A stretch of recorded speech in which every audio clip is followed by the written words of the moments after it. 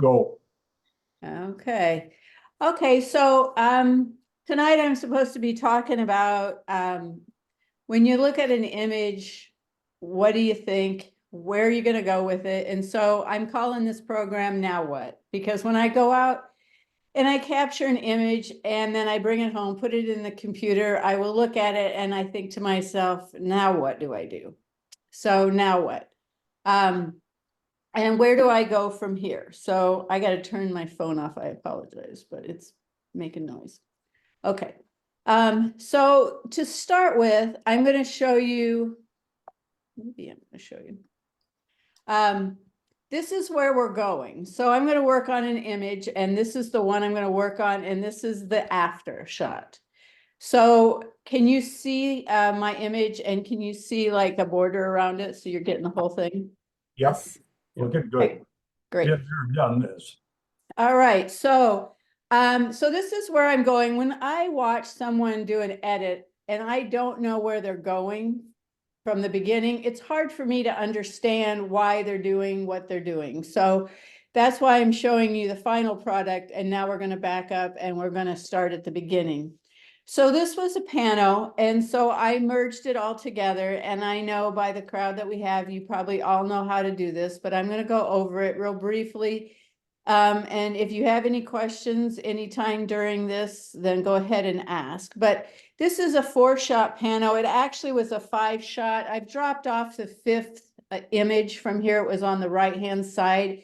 And I didn't think it was necessary once I got it combined. You will see as I go through this edit, though, it's still on there, but I ended up cropping it off at the end. So that's just a little background information. But anyway, I had these 4 images and I want to put them together in Lightroom Classic. And so to do so, I've got my, I was going to put something on my cursor because you see it. I forgot. Okay, so anyway, I would click in the first image and then do a shift click in the last image that I wanted to merge. And then while hovering over this inside of the image, I would do a right click. I will get this fly out window. I would hover over photo merge, and then I will click on panorama, and it will start doing its thing in Lightroom, and you will see a screen come up that looks something like this. And in the middle, you'll have the progress bar instead of the preview showing when it first starts.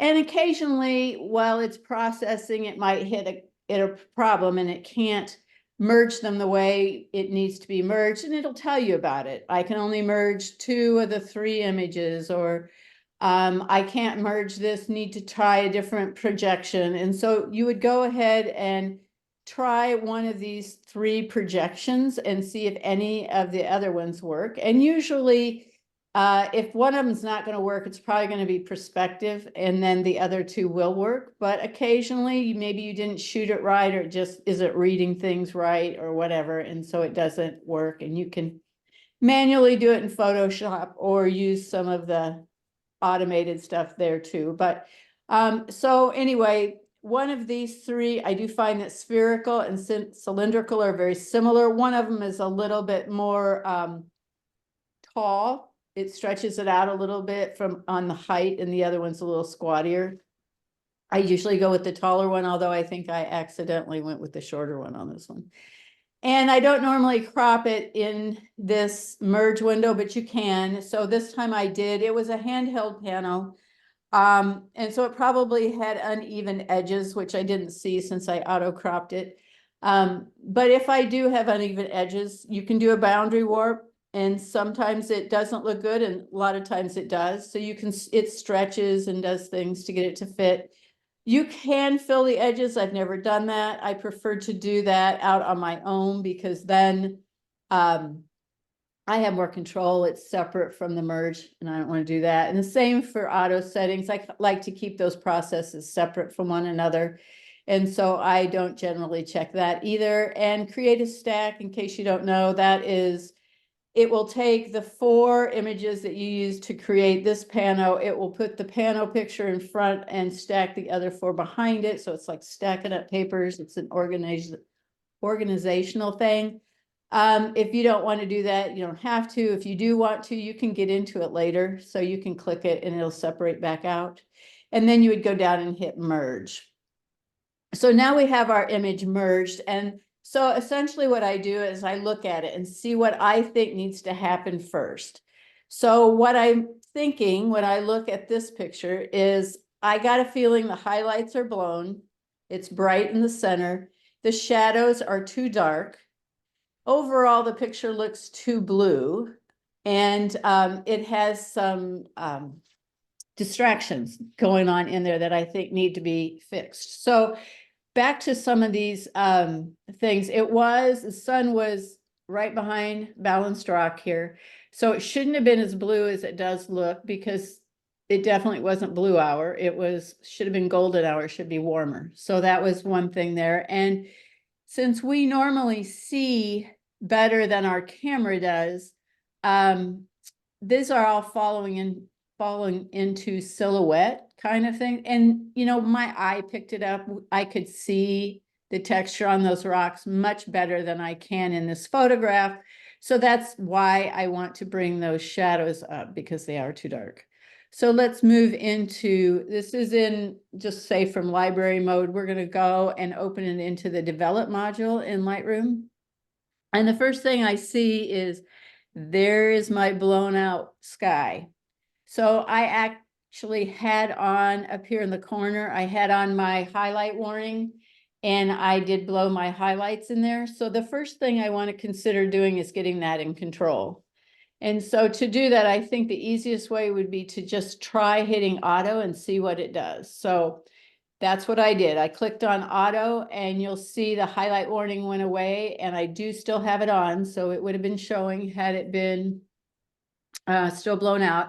But just the auto setting took care of those blown out highlights, and it looks pretty decent. It's not done, but it looks pretty good. So all I did is hit auto and got those things. So let's move on to the next. And that would be talking about the white balance.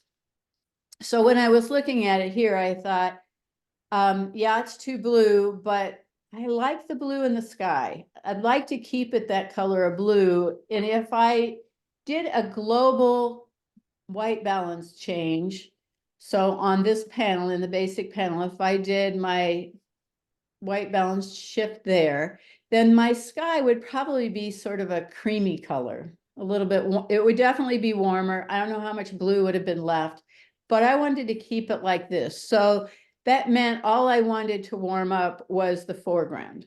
So the easiest way to do that is to take it into the masking panel, and then I will select the sky and invert it so that it's only taking into account the bottom of the picture. So like this. So I went in to the masking panel and I did a select sky, which it wasn't this exact window, but this is when I got my screen capture. So select sky, it did select the sky, but I don't want to work on the sky. I want to leave the sky alone. So I want to work on here. So I want to come over and check mark the invert, and then I get a window that looks like this. So the magenta is showing the area that's going to be worked on, and that's exactly what I wanted. So I did rename my my layer over here, and we'll talk about that in a minute. And here you can see it's inverted, and all I did was do a temperature change. So I brought up the temp and brought up the tint a little bit, and you can see by the foreground that is warmed up.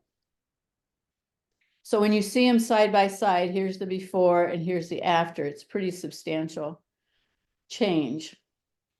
So then what do we do next? Well, the foreground I felt was too dark. So the shadows, the faces of the rock formations that were facing me, those all needed to have the shadows lifted. So I want to do that. And when I do lift those shadows, it's probably going to decrease the contrast in those rock faces and all the other parts of it. So I'm going to probably need to go in and add contrast back in, and I know that. So here's what happens. So it's the same essential mask as that we used in the last warming layer, but I'm going to go ahead and rebuild it. It's the same thing. I find that if you look up, and mine is covered up with words, but there's 3 dots off to the side here, and that's where I can click on there, and it gives you some options to duplicate that layer mask, which for me, it's been duplicating it, but it duplicates all my slider moves too. And it's like, I didn't want that. I just wanted the mask. So if somebody has something to relay on that, where can I just get the mask and not get the adjustments? That's what I wanted. So I couldn't get it. So I thought I'll just rebuild it. It was fast and simple. So I went ahead and did a sky selection to create the new mask, sky selection, and then inverted it, and I got back to where I was before. This is a new layer though, so I renamed it. This is warm shadows and lighten the foreground. So that's what I did, and here's some of the moves that I made. I'm going to show you panels like this that show the moves that I made. I'm not going to go into what I did, but you can see what I did. This time I will go into it just a little bit because I kind of want to give you the order, but a lot of times you'll see them and I may not even mention the panel, but they're there for you to see if you want to. So the first thing I did was I brought the shadows up. So I moved my shadow slider to the right. Well, when I did that, some of these lighter areas got pretty light. So therefore I went in and I dropped my highlights a little bit. And then it was putting back some of the contrast, because what I did when I lowered the highlights and I raised the shadows, it got everything closer together. So I lost my contrast. And so therefore I could have gone up to the contrast slider, but I chose to use the whites and blacks separately. And so I had more control over bringing in blacks, bringing in the whites. And so that's how I did that. And then I also decided that I thought, well, I think those shadows still were a little bit too blue. So in this one, I did bump up the color temp just a little bit farther. I wish I would have, so I was more, maybe a better example of what to do. I wish I would have put it on that last layer that I did. I wish I'd have gone back in and upped my temp adjustment on that last layer. So I kept them separate, but instead I put it on this. I do like to keep these separate, temperature and tone, just because. So normally I would have had one mask layer for the color, one mask layer for the toning, and I wouldn't have put them all on one. Obviously you can, but if I ever wanted to go back in and say remove it from something, then I'm removing everything instead of just maybe the toning or just the color. So it's kind of nice to have them separate generally, but I didn't do it. Jackie, excuse Yeah. me, please, we have a question. Okay. Audrey Mueller asked, how do you set a layer or change layers? Just remaining them won't do that. That's Let me correct. go back a couple slides here. Yep. Okay, so to create a new layer, if this is your question, you click on this little plus button and it gives you a drop down that looks like this. And so over here, this is where I could select sky, which I did in this example. And so you can select whatever you want to use, and I'll use different ones throughout this edit and the next one. But so this is where you get to a new mask, if that was what you were asking. And it pops in over here. And you can't, let's see if I can find a screen that shows. Also, while we're here, you can kind of cheat and see there's those 3 dots at the end of one of the rows that I was referring to, but let's see. Okay, so here is after I made this one. So if I created this, it comes in like this.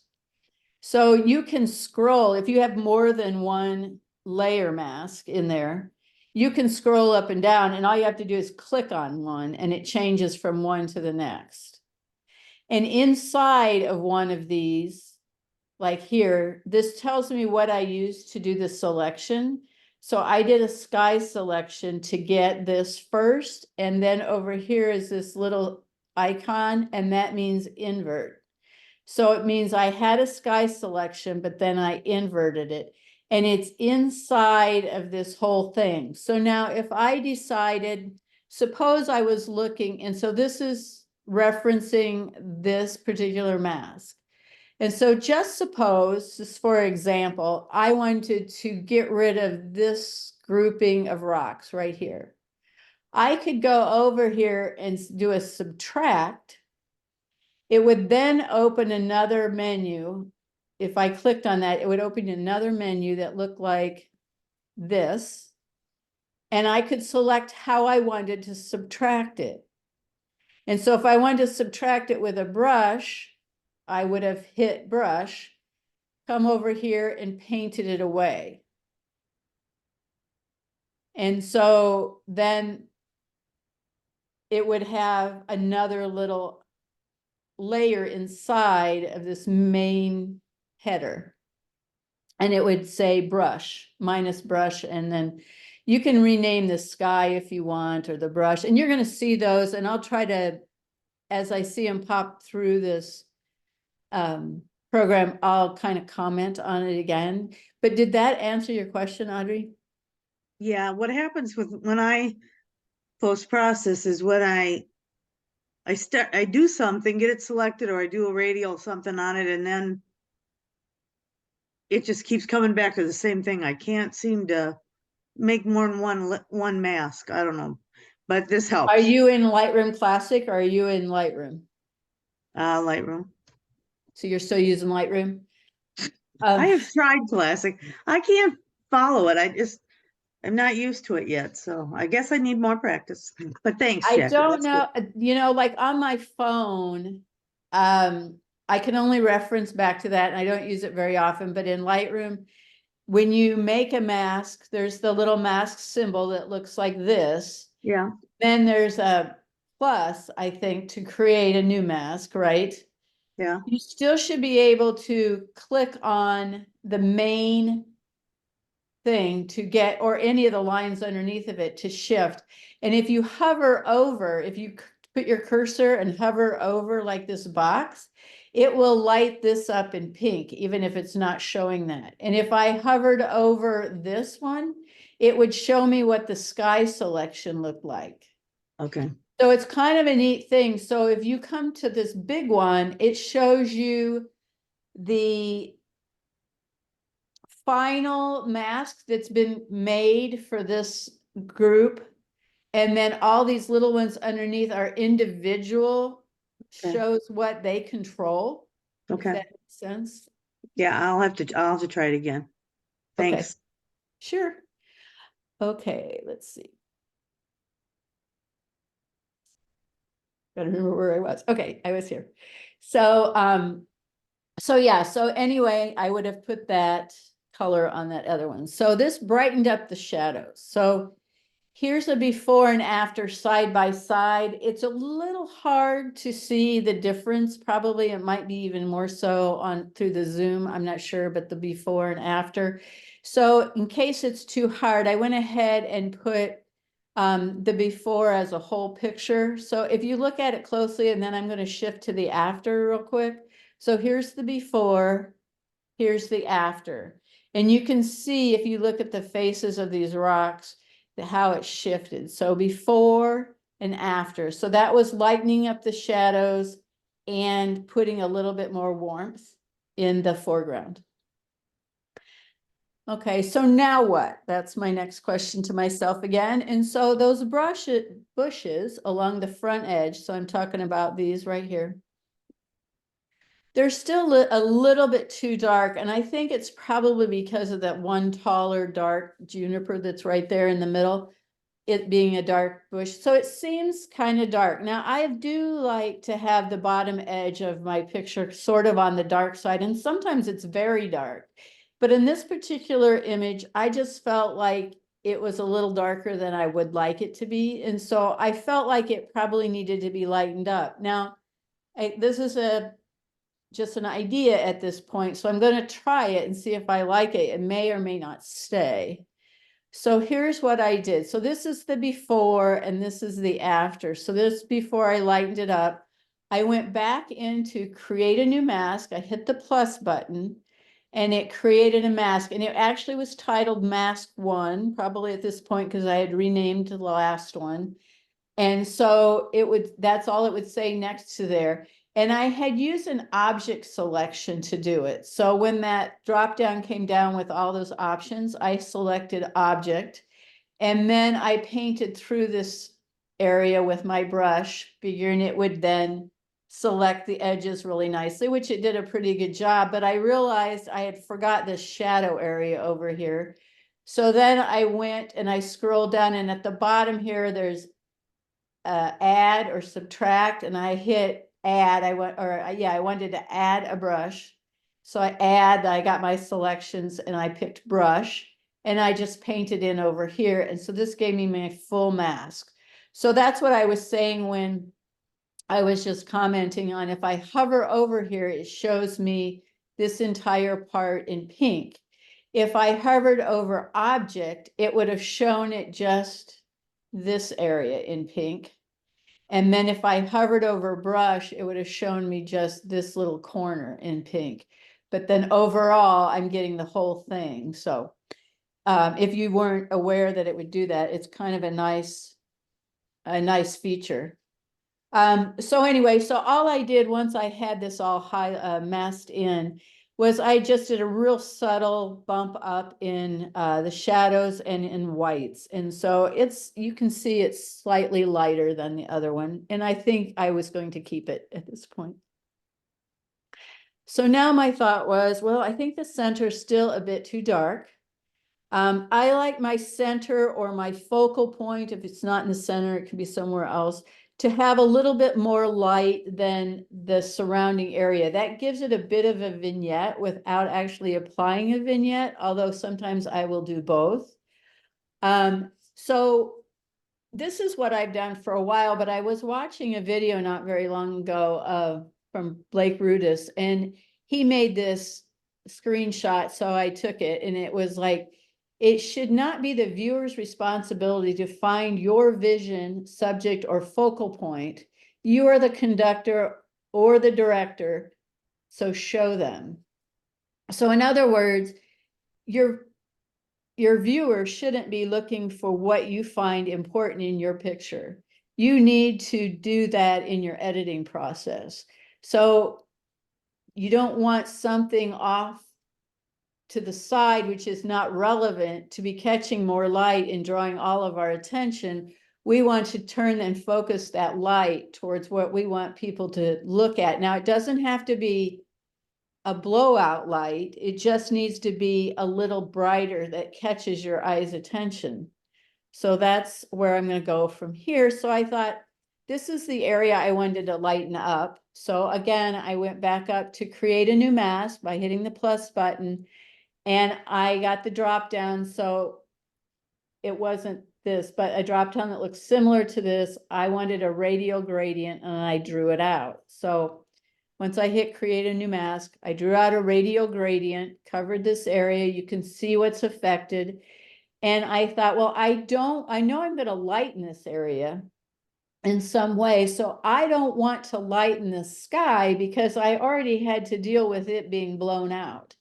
I want to get rid of it in the sky. So there's several options that I have for getting rid of it. So what I want to do is I want to go to subtract, because I want to subtract from my original radial gradient.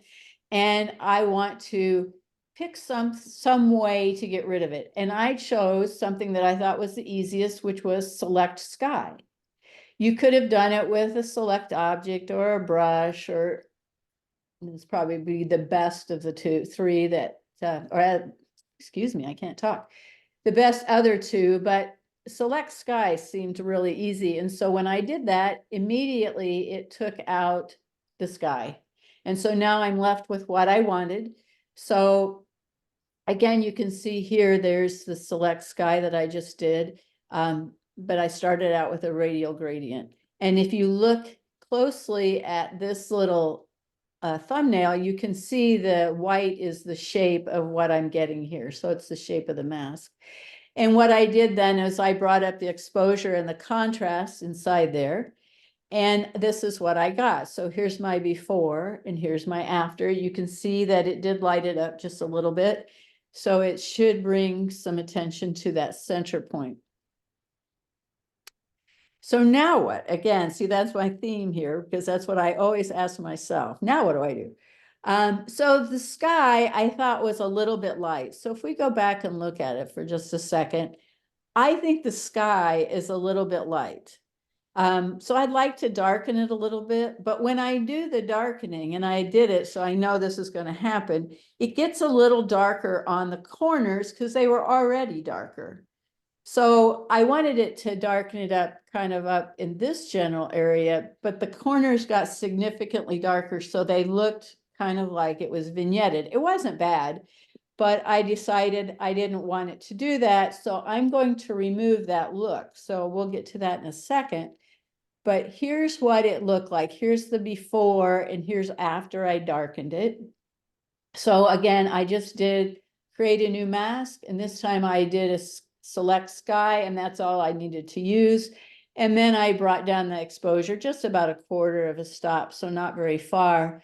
And when I did that, here's after I did it. So you can kind of see it's darker here in the corners than it is throughout here. So I thought, well, I'd like to get rid of that. And I know if I get out of the mask panel and I go back into the main panels, the main different panels inside of the Lightroom there, not in the masking section, that one of them is lens correction.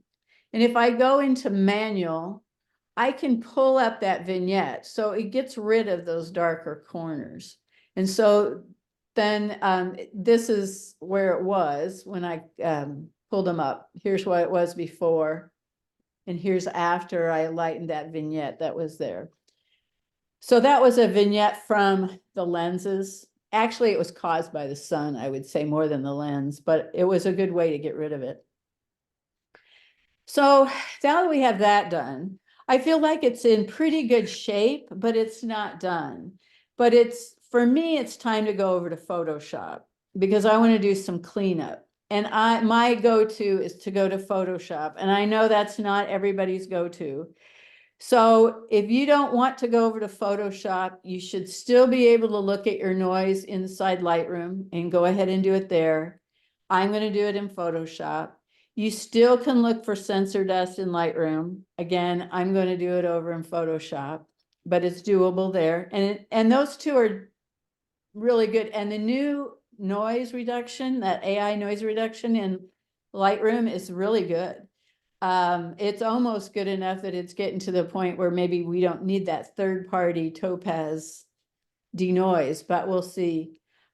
So the other thing is getting rid of those distractions, which I'm talking about, that there was a person and a post and stuff, that you can try to get rid of that in Lightroom. And I tried it to see if I could get it to, but I couldn't get a good job quickly. So I say you need to go to Photoshop to really do that in a more effective way, I guess.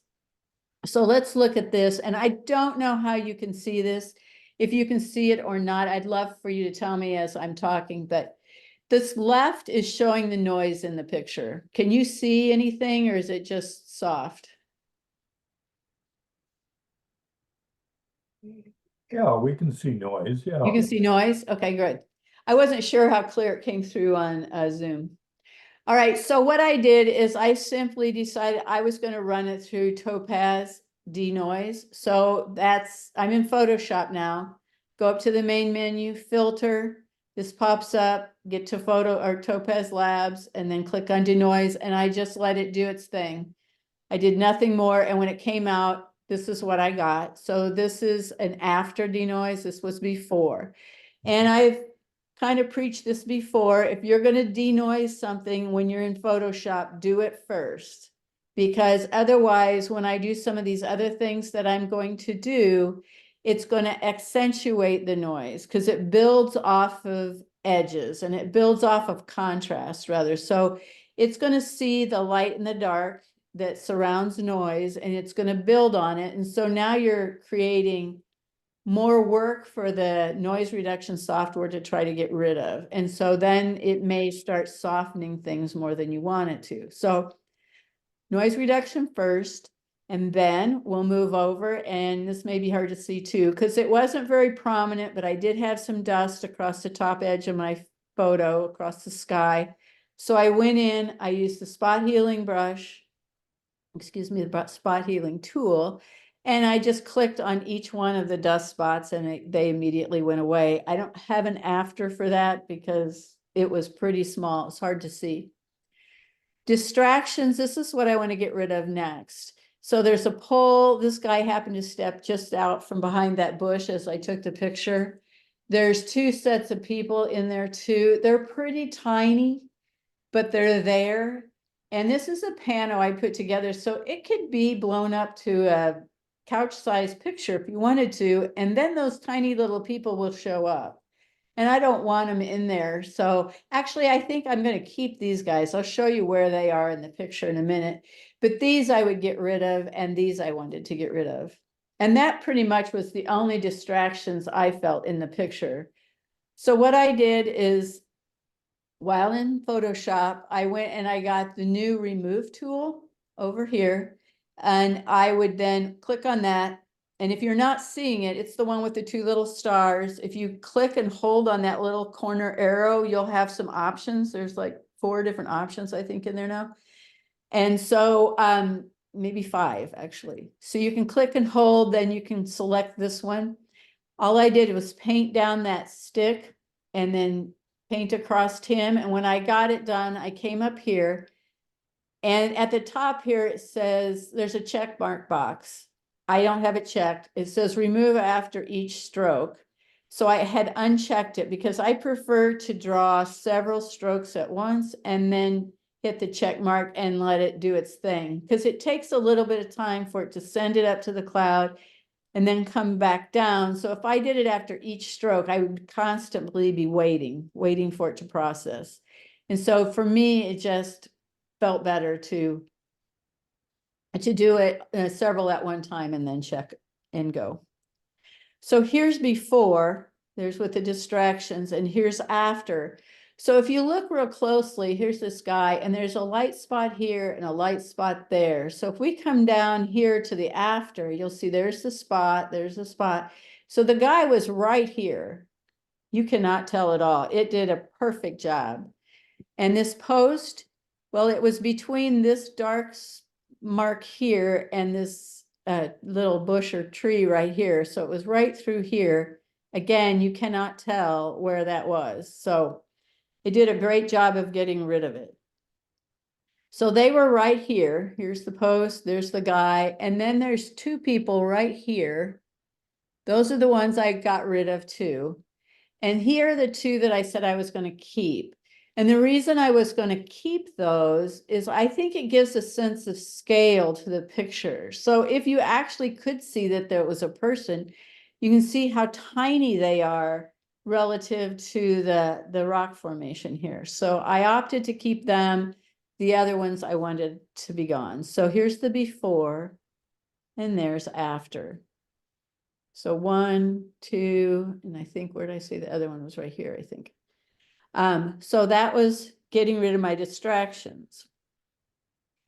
So now what? I had thought, well, I'd like to add a little more dimension, and I can do that with dodging and burning. So it adds just a little more push and pull kind of thing. I also can add some contrast, and I have and use Nik Color Effects Pro a lot. I've had it for years. It used to be a Google product, and for a while it was free. And then nobody took it over, and then somebody finally rebought it. Anyway, I use it. I still use it. I like it. I'm going to show it to you. There's other ways to get contrast in your picture, but this is my edit. This is the way I do it. So I thought I'd share it with you. I'm also going to add some micro contrast to it after the fact. And then all of these things that I'm going to try are all trial and error. Obviously, if I've already gone through it, so I kept them all, I'll tell you that in advance. But when I do this on my own, this is my thinking. I'll try it. If it doesn't work, then I just get rid of it, but I will try it to see if this adds something to it, or if it actually was not as good as it was before. Because sometimes I'll look at it and say, yeah, it took it a direction I didn't want to go. So that's what that is. So here's the before, and I'm not demonstrating the dodge and burn. I'm just telling you I did it. So here was dodge, excuse me, before the dodge and burn. And I want you to, it's subtle. So I'm going to kind of tell you where to kind of keep an eye out for it. But you'll see it on this bush, I think. You'll see it's some shadows happening down in here, and there's some shadowing going on up here. I actually did a lot more than that. All these highlighted areas I hit with a dodge brush, and some of the darker areas I put some shadows, maybe a little heavier in some areas. So you will see them if you look closely. We probably won't click back and forth enough for you to see all of them, but keep an eye on those areas. So this is before, that's after. Before and after. I'll go one more time. Before and after. So just a little bit of punch. This is a little bit brighter, it's debatable whether it's too bright now or if it's good. I kind of like it. So I decided to keep it. So the next thing I did is I pulled it into NYX Color Effect Pro. So being in Photoshop, I go back to filter, click on it, I get my drop down, Nick Collection, come across, there's Color Effects Pro, click on it. It opens this interface. I've had it for a while. I've created my own preset here, so I know I like it. It works for most pictures. I can adjust it up or down from this point if I do or don't like it, but I'd click on it. It shows me what I'm getting here, and this is the recipe. This is the setup that I have for getting this look. So once I'm happy with it, and I can, this gives me the ability to pull it off of points or add it to certain areas. It's kind of it's a really nice plugin, but I hit apply. And here is the before Color Effects Pro. Hold on a second. And here's after. So before, after. Just gives it a little bit more pop, so they say. So before and after. So that's Question, yeah. Jackie. Did you apply this to the whole image? I did.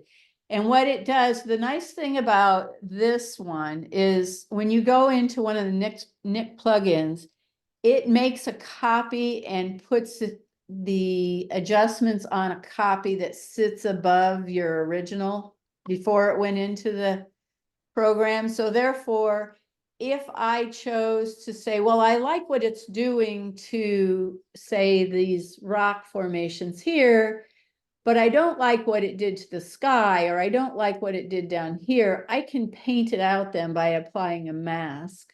Mhm. But so you can just selectively use it because it did do it to the entire picture. I could have taken it out using these, what they call control points. So this one's got a target and it's got a little minus sign. I can do that by clicking on it, putting it somewhere, and then selecting an area to remove it from. I choose just to do it back in Photoshop. It's easier. I think it's faster for me because I'm used to doing that. But so did that make sense? Yeah, if you wanted to have this same effect, and I can see it when you go back and forth, what would clarity do, which adjusts the midtones? Most of these in this picture are midtones. Uh, it'd be interesting to see the effect of clarity used on this image. Yeah, I mean, I think it does. And like you said, clarity's working with the midtones, where this one is working with all of them. So you can see it did affect the highlights and the midtones and a little bit on the shadows. This affected saturation. But you could do all of this by figuring out, okay, I want to affect the midtones, so I'll use clarity, but then I'm going to actually maybe bump up the highlights and the shadows, going to play with that a little bit and see, and then I can always add a little more saturation to it. When you get down to this segment, again, this is even more contrast. And I'm not, you know, I think, you know, again, you could just use this section, definitely do two different things. And I will turn them off and on to see if I like them both on or just one or the other. Okay, this, So they do a little different, but it's still all working with contrast. and this is a preset that you created. This is It not, is. this is not an AI program. No, no, it's before AI was popular, so it's been there Okay. for a long, long time. Yeah, so this top kind of grayer area, that is one filter, they call them. And then you can combine, so this bottom one's called Pro Contrast, that's a secondary filter, and it puts them both on at one time. Okay. So that's just the way it works. I Mhm. like it. I think, I can't remember, it's probably $150 or $175. I don't remember really what it is anymore. But it was worth it to me at the time. Mhm. You know, as Lightroom and Photoshop get better, and they are, you know, then it becomes a little bit maybe less of an advantage to have these third-party plugins. Although they're also increasing their abilities, and I haven't updated mine because it's doing what I want it to do, but you know, they always want you to spend more money and update it. So the next thing I was thinking about doing was this micro contrast. And this is a recipe. It's actually a recipe that I got. Yeah, I've lost his name now. You guys have gone on tours with him. You know exactly what I'm thinking about. Shoot, they live in the trailer. His wife's name is Jennifer. David, they're not wife. David. David Kingham. Thank you. You're welcome. He's great. So I got the recipe from him, and I really like what it does. It's essentially sharpening. And you can kind of see from my panel here in Lightroom or Photoshop, I've put a mask on so I could paint it in just where I wanted it. Sometimes I'll apply it to the entire image, but a lot of times I will just apply it to selected areas that I want to stand out a little bit more. So it does sharpen, and you can see it's using what they call an unsharp mask. So this is the recipe for it. If you're interested in trying it, you can come back to the video and check out this screen and kind of apply it to a picture in Photoshop. But what it does, and it's going to be hard to see, this one I'm sure is going to be hard to see. I zoomed in as far as I could, but it does show up significantly on a picture. It just doesn't do very well here. But so here's before. Here's after. I don't know if you can see right here, it snapping, kind of getting sharper and a little more contrast again. So it's playing with those edges, and it's going down to the fine detail edges. So I applied it, and then I just applied it to certain areas. The rocks were the ones that got it for the most part.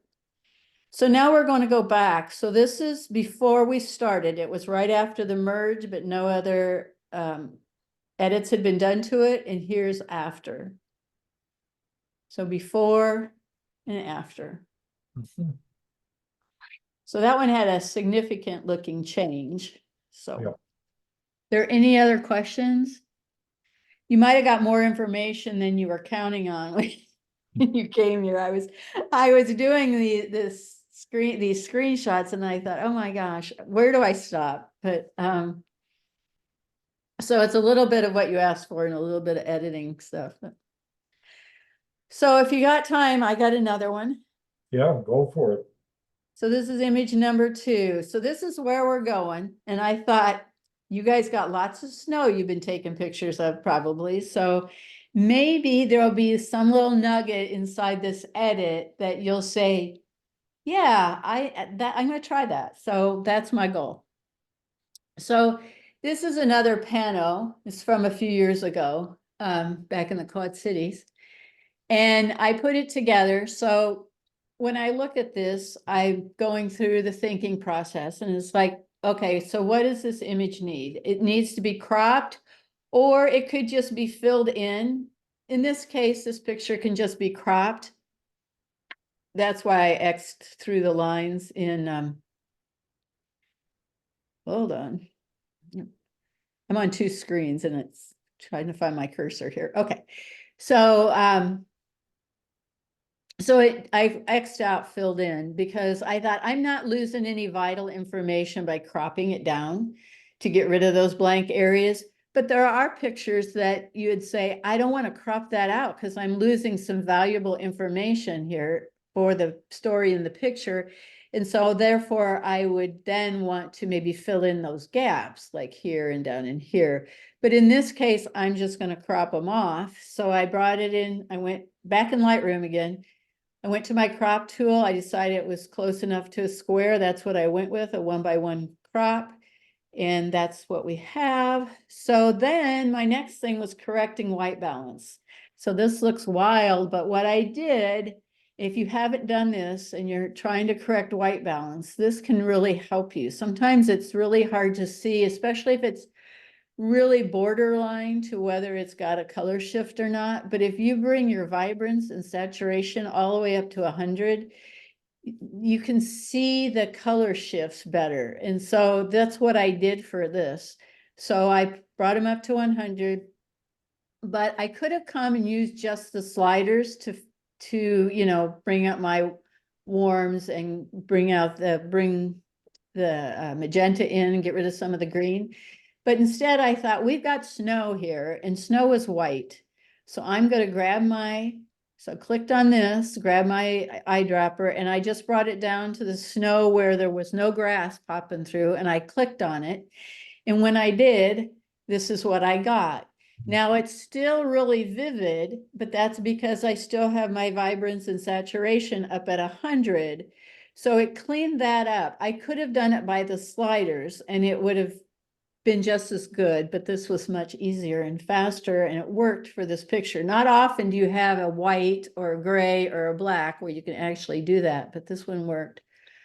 So anyway, so my next move would be just to zero out these vibrance and saturation sliders.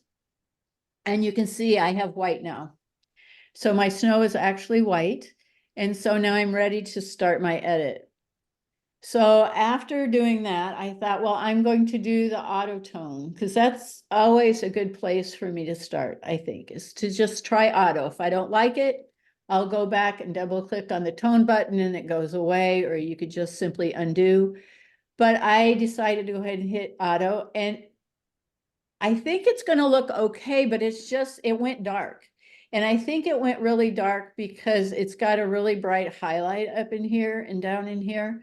So I think it went with a -93 in the exposure in order to help get rid of the blown out areas in the sky and in that water area. So I thought, well, I'll stick with everything else, but I wanted to change the exposure to get it back because it was like 2:30 in the afternoon. It was not late. So I brought it back to 0 and I thought it looked pretty good. Now I don't have my highlight warning on, but I think if I did, and you'll see it coming up here pretty soon, the sky is still blown out. So I'm going to have to deal with that in the future here, but I haven't done it yet.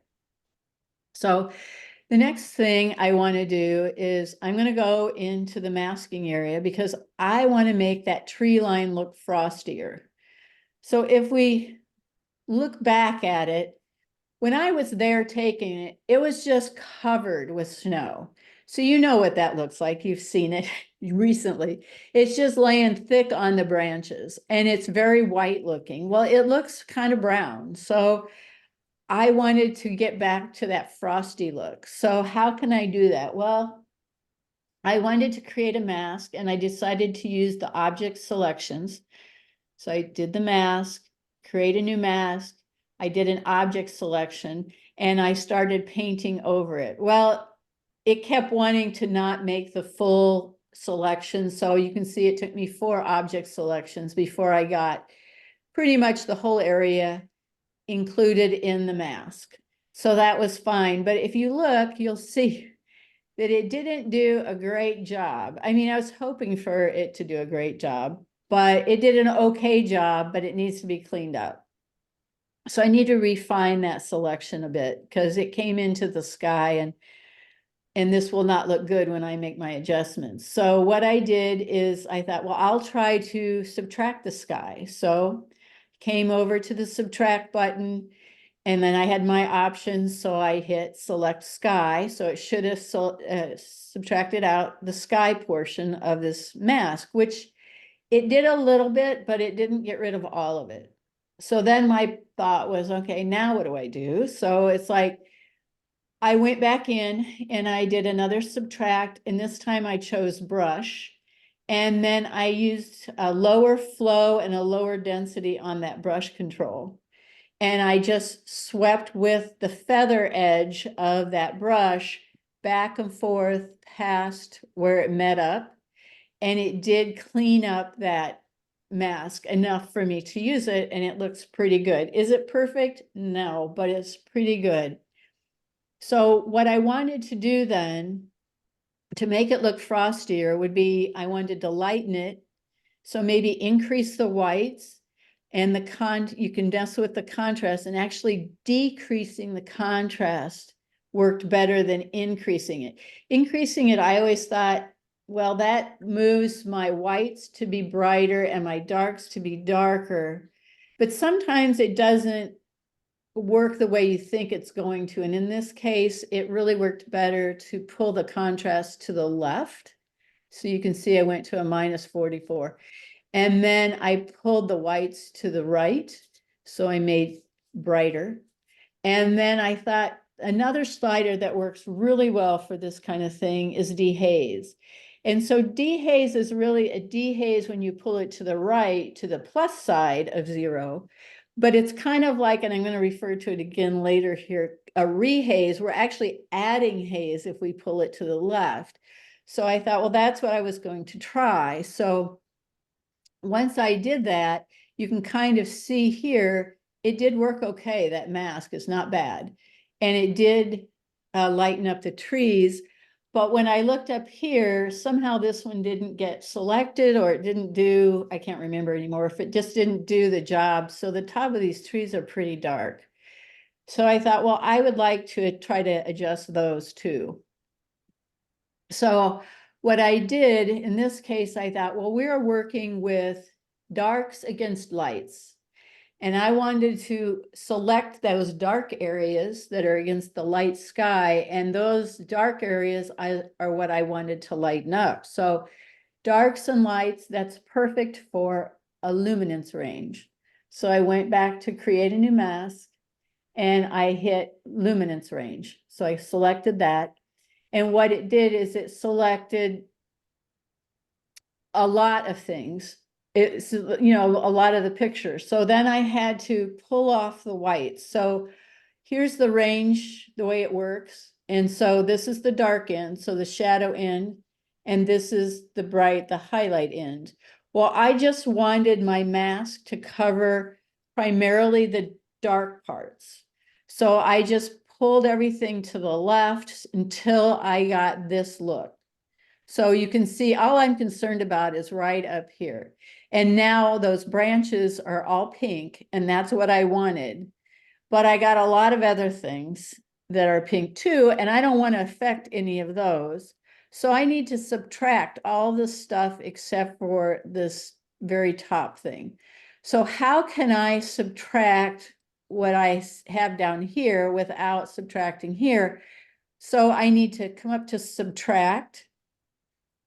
No, I'm sorry, I was going to do subtract. And then I thought, oh, instead I'm going to intersect it so I could introduce something different to you tonight. So what I did is you can't see it unless you hover. And I can't hover and do a screen capture at the same time. But there's three little dots right here when you're hovering over it. So trust me, there are. And so if you click on those three little dots, it will open up this menu. And I thought I want to do an intersect because I want it to intersect with, I'm going to use a linear gradient. So wherever that linear gradient is on top of this mask, those are still going to be highlighted in magenta. So what I did once I hit intersect and linear gradient, that gave me the ability to draw out a gradient.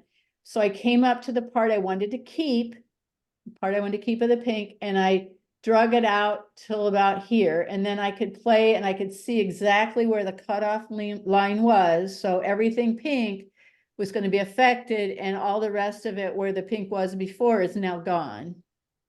So I went from this mask over to this mask, and this is working just like I want it to. And you can't see what it looked like with the dehaze applied right here because once you start pulling this to the left, the pink goes away, but I wanted you to see the pink. But anyway, so I just dropped my dehaze towards the white side and to about a -18. And what that did was it lightened up the top then. I'm sorry, this is before. This is before I applied it to the bottom. Sorry about that. And here's after, and you can see that it got lightened too. So if we went back a few screens, right here, you can see how dark they are here. But if I go forward, you can see now they're not. So, okay, so now I have all my trees lighter, and I like that better than before. It was dark. Now it's got that more snowy feeling to me. So before and after. So the next thing I wanted to try to do was mess with the water. I wanted to make the water look shinier. That's what I call it. Give it more contrast, essentially. This might be controversial. You might not like it. You might like it better softer the way it was, but we're going to go with this. So what I need to do, again, I'm in the masking section of Lightroom. Create a new mask. I did an object selection. So I painted over the water. That's what I wanted. Now, when I did that, I actually got, when I released, I did paint over just the water. And when I released the click, then it also selected this. So I had to do a subtract, and I used a brush, and then I painted out this little inlet thing because I didn't want it affected by the contrast that I'm going to add to the water.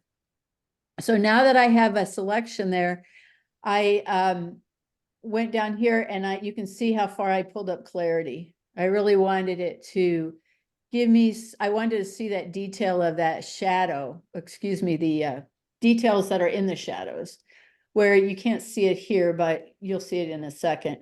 And when I did that, it made the water much darker than it was. Well, the whole scene's pretty light, so I thought I need to lighten that back up. I'm going to keep this, but I just need to bring my exposure up about a quarter or a third of a stop. So I did. And so then here's the before. So you can look at the water. You can see some details in the shadowy area and the reflection all the way along. But once I do this, you can see how much different it looks. So there's after. So there's before and there's after. You may have liked it soft in the before or not, but I thought I'm going to go with this one. And so then my next thing was, well, we need to adjust that sky because it had a blown out area in the sky. So back to my mask, need to make another mask. So this time I created a mask. Again, we're dealing with luminance. So I needed to deal with the light part of the sky as opposed to the darker areas. So I thought, well, this luminance range mask should work. So create a new mask, went to luminance range. And then in this case, instead of pulling the whites off, I pulled the darks off so that I just barely had, and I was watching it change. I knew this is the part I was worried about. And this down here, I could care less about the snowy area right here, but I did want to watch these two areas. So I pulled my luminance range in this area until I got this in magenta, and most of this cloud underneath wasn't going to be affected by it. So that was my goal with this, but then I did get extra area that was in the same luminance range, and I needed to get rid of that. So I simply then went up here, subtract, and then I chose brush, and I just painted away all this snow area because I didn't want that to be affected by the shift. And I did mean to paint out this here, and I didn't. So I left it in, and I didn't mean to leave it in. So that was an accident that I would probably go back and correct, but I didn't catch it until I was getting ready for class here. So anyway, and then what I did is I dropped my highlights and dropped my whites. I'm trying to get rid of that blown out area. So drop the highlights, drop the whites. And here you can see this is before, this is with my warning. Warning is still on here, but this is after those adjustments. So you can see they went away. So that's what I was doing in that step. So it worked. So the next thing I wanted to do is when I was looking, I thought, well, the snow here, it's close to white. It's just a little gray still. So I thought, I'm going to go in, make another mask, and again, do the luminance range. I want to pull it off the darks. I don't want to affect the darks at all. I just want it to affect, and I pulled it towards the lights until I got, before I didn't want to lose the snow that was on here. So I want to make sure I got the snow that was on the trunks and branches and on the ground. And other than that, I wasn't concerned about the water or anything. I was just concerned about that. So that's what I was doing there. And then I needed to subtract that sky because I didn't want it lit up anymore, or the water. So I could take, and I went and I did a minus sky. You can see the minus here. So I went into subtract, select sky, and then it took out the sky, and then I brushed away where I didn't want it in the foreground. And this is the mask, the resulting mask after I did that. So that's after I refined it. And so then this is before, and this is after. So what I done, I just bumped up the exposure a little. I didn't get much of that. I don't know if I did anything else. I think I bumped up the white, and it's just not showing because I didn't take a picture of it. So before and after. So you can just see it's just a little brighter. And then I thought, just one more thing. I still wanted these trees to be a little brighter. Now that everything else got brighter, then I think these are still a little dark. So over in here, I wanted to add a little bit more frost to the trees. So this time I decided to try a radial gradient, and I drew it over here, and then I painted in with, so I wanted to add with a brush. So and I selected a brush. So I have my oval here, and then I just painted in a few areas other than that. And then I bumped up the exposure 0.2, so about a quarter of a stop, and got this outcome. Remove distractions. There were a few. So I went into Photoshop, and there's some towers over here. I wanted to get rid of those. You can see I used the remove tool, just painted over those, clicked okay, or just let go of it, and it, oh no, I had to do the check mark, and then they went away. Over here, there were some fences and a house, and I really didn't like the house being there, but those fences really drew more attention to it than the house itself, kind of blended in. But those, very structured lines of the fence kind of drew my attention. So I decided to draw a line, so I got a selection tool, and I selected a rough area right in here. And then I came and I hit generative fill, and you have to hit it. And then another line comes up, and then you hit it again, just generate. And it did a pretty good job at getting rid of it. So it came out here, and you don't see the results yet, but you will just in a second. So here is the before, there's the fence area, there's the tower area, and here's after. So the towers are gone. I got rid of the reflection. And over here, this is better. I think it's better. It's probably not a big deal, but I was being a little bit picky. And I thought this was some trash up in the trees, but it's not. It's just an area that didn't get much snow on it. So I saw it, it drew my attention, and I thought about fixing it, but I didn't. But if it was mine and it was bothering me more than it is now, then I would probably go in and do some sort of cloning or removal or something. But it was a tree trunk that just didn't have snow on it. So one other thing, last thing, I'm going to add rehaze as a vignette to it. And this is just another step. You may or may not like it, but it's kind of fun to see. So, and this is how you do it. I was in Photoshop, so I went into Adobe Camera Raw instead of Lightroom, but it's essentially the same. Went into the masking section, chose a radial gradient, drew the radial out over that, and you can see how far beyond the picture I went. And then I will do an invert. You can see it's been inverted. And so now whatever I do is happening just to the fringe edges of this square. And so I brought my dehaze down quite a bit, so minus 35. And so this is before the vignette. Here's after. Just lightened up the corners, made it look colder. Before, that's after. Before and after. So that was, so here's where we started. Here's the before, and here's the after. This is also another one that has a lot of shift, so you can see a lot of change.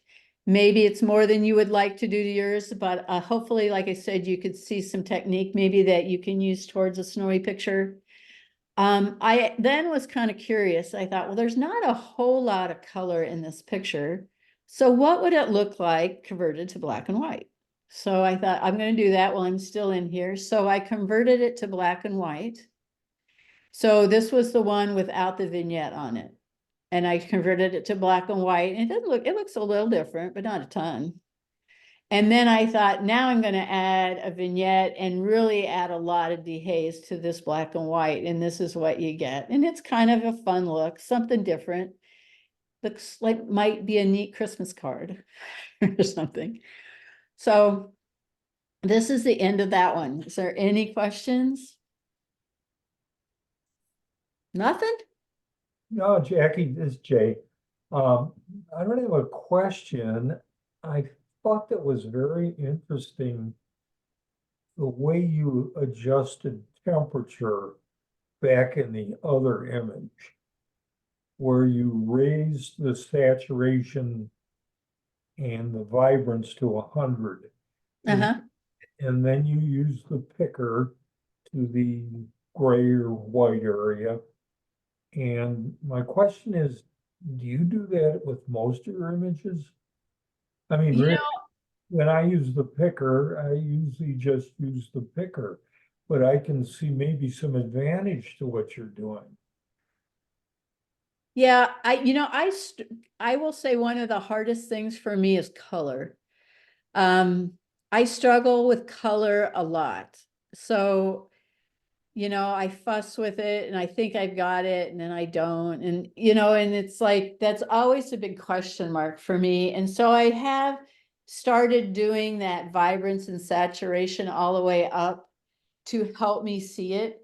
And a lot of times it's when I'm using, a lot of times there's not a clear white or a clear black or even a clear good gray. Right.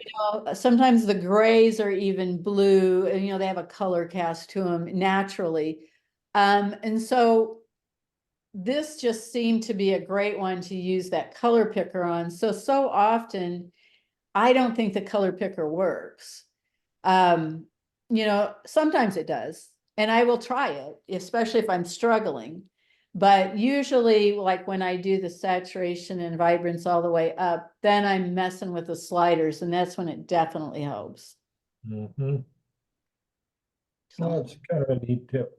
Oh, yep. yeah, so that's what I had. I have a third one. I don't know if you want to sit through it. It's a lot faster and different, but Go for it. okay.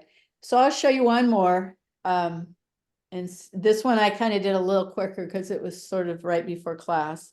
So here's where we're going with our picture. I thought I'd get out of the winter and go to something summery. And so here's where it started. Yeah, I left a picture out. Okay, so my thought was, here's where it started.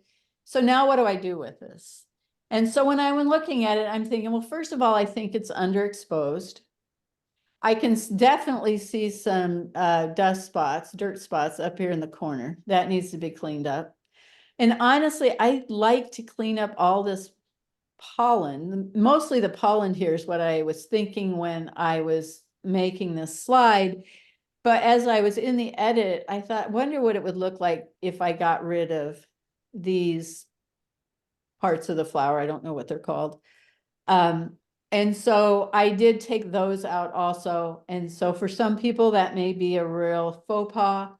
I'm not going to enter this in a contest. I don't care if it's accurate or not. I just wanted to clean it up. So when I looked at it, say if I were hanging it on my wall, it looks good at a glance. And you'll see what it looks like when we go from having these, you know, it's just a bit of busyness going on down here. And when it's taken away, how much different it looks. And then the next thing I think, when I look at it, I think, well, I think it needs to be lightened up. And it needs, these yellow flowers are the things that are in focus. That's what I focused on. And so these need to be the eye catcher. And so they need to be lightened up. So it really grabs your attention and maybe add to the sharpness or the texture that is already in there because they're nice and tack sharp. And so I wanted to work with that. So the first thing I did is I wanted to take care of the exposure. So I brought it into, well, I opened it into develop and I went and did auto again. And so it did its thing and I thought, okay, that's fine. I'm going to leave it as it is.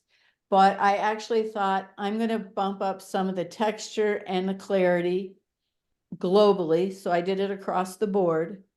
And the other thing was it was a little on the cool side. So I went ahead and I warmed it up just by pulling the sliders to the right a little bit. And so we went from here to here. And so now my next thing is I want to shift that focal point. So when I look at this image, my eye wants to go up to that upper left-hand corner because that's where the sun is raking across that petal and it's the lightest thing in the image. And I keep drawing my eye over there, but I want him to look at this yellow flower here. So how can I get back to that quote from Blake Rudis? How can I get my viewer to focus more on what I wanted him to see instead of what the camera actually captured and is drawing them to that corner? So let's move towards that goal. So what I did, and I did this last and I did it quickly, so I don't have all the different screen captures that I walked you through before, but starting at the bottom and I work up. So that's what happens. These were the first things I did, and then we went up. So the first few, I did pull a screen capture of what I did on those masking layers. So I brightened the yellow flower. So to do that, I raised the whites, I raised the exposure, and I added texture and clarity. And what I had selected was the subject. So it was a subject selection and it applied it just right here. The next thing I wanted to do was brighten the center. And I'm right here is the area that is being targeted with this brighten center. And again, I even brightened it up more. So I pulled it up another third of a stop. And I added more texture and more clarity to this because it was soft. It was soft focus because of my small f-stop. It was wide open, so small number, wide open f-stop. So I wanted to give it a little more texture and see if I could sharpen that up a little bit, not make it quite so soft. And then I thought, I can't move this out of the way, darn it.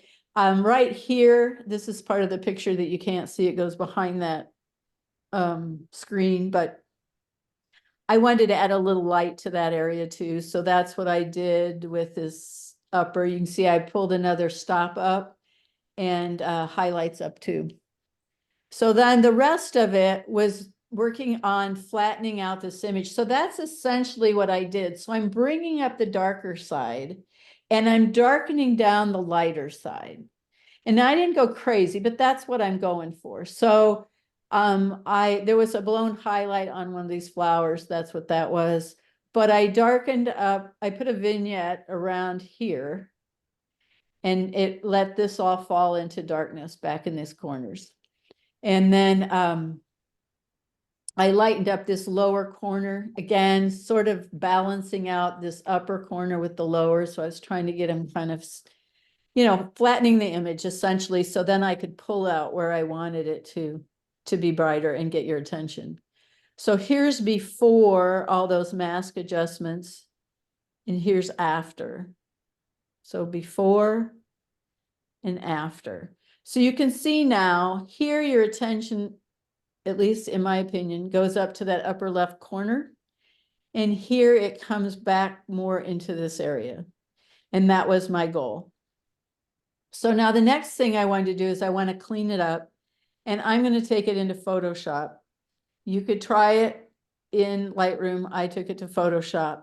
So here is a before. I'm cleaning up this pollen and stuff down in here and those dust spots.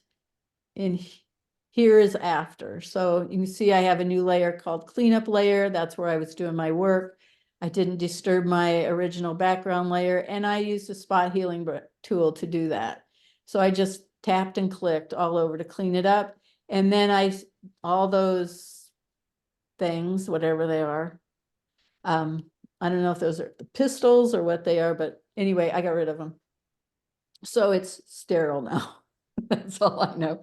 So anyway, I cleaned those off and to me, I felt better. I felt like it looked tidier. It put more attention here because those little things that were happening down here were drawing my attention. And so now they're gone. And so I was happy with the cleanup layer. So then I wanted to add some pop and I went back to that Nik Color Effects Pro that I showed you before. And I didn't take you into it, but here is what the pop it had after using it. And so here's the ultimate before. This is the very first straight out of camera raw image. And here was after everything else. So it's a before and an after. You know, when I look at them side by side, and this happens too, as I think, well, maybe I took it just a little bright on that yellow, so maybe I'd pull that back just a touch. But I think it's only really looks too bright when you see a before and an after. I don't know, but anyway, that was where I started. This is where I finished. And again, I can go back in and tweak those and say, well, maybe I don't want them quite as bright as they are. I could take it back into, because I'd save it back. What I do when I get done with Photoshop is I'll save it back to Lightroom. And then if I decide that those yellows are too brilliant, I can either go into my color mixer and bring down the saturation on the yellows or the luminosity, whichever does the trick better. Or I could go back into the masking panel and mask out the subject again and then bring it down there with something. You know, they have that new color point, I think it's something like that. That's a pretty slick little tool in the masking section with color. I like that. I used it quite a bit, actually. I think it works really slick where you can just take your eyedropper, click on the color you want, and then you have the controls with all kinds of things, which never used to be in the masking section. You could only do it to the global picture. So that's all I have. That was done. That's the end of it. So if you have any questions, that's all I have. I can stop sharing if I can get my cursor back to my screen. I'm gonna stop the recording too here. Okay. I absolutely love that high key snow